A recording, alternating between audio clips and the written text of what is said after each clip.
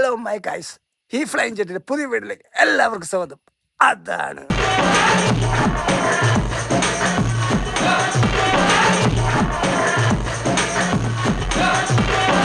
നമ്മളെ പെങ്ങളെ നട്ടൊരു dragon fruit കാണിച്ചു കേട്ടോ.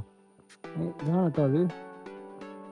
ഇതാണ്ടോ 4 ഉണ്ടായിരുന്നു. അപ്പോൾ അതിലൊരെണ്ണ അമ്മ പറിച്ച്, ബാക്കിയുള്ളത് ഇതാ അവിടെ കിടക്കുന്നു. അപ്പോൾ ഒരു മഴയൊക്കെ ആയതുകൊണ്ട് തിന്നാൻ ടേസ്റ്റൊക്കെ വളരെ കുറവായിരിക്കും. എന്താ വെച്ചാൽ നല്ല സാധനമാണ്, നല്ല വിലയും കാര്യങ്ങളുള്ളതാണ്. നമ്മൾ കുറേ മുന്നേ നട്ടതാ. അപ്പോൾ ഈ ഒരു സാധനം 3 ഉണ്ട്.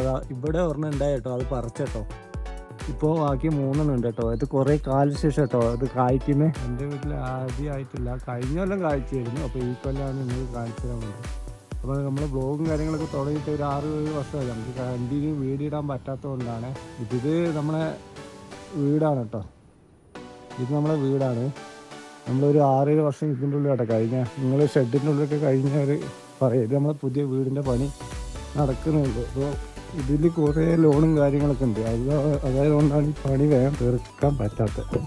ഇത് കുറേ കാലം, ഒരു 10 വർഷമായി. നമുക്കൊരു നമ്മളെ ജയലക്ഷ്മിൻ്റെ ഒരു സമയത്ത് കിട്ടിയൊരു വീടാണ്.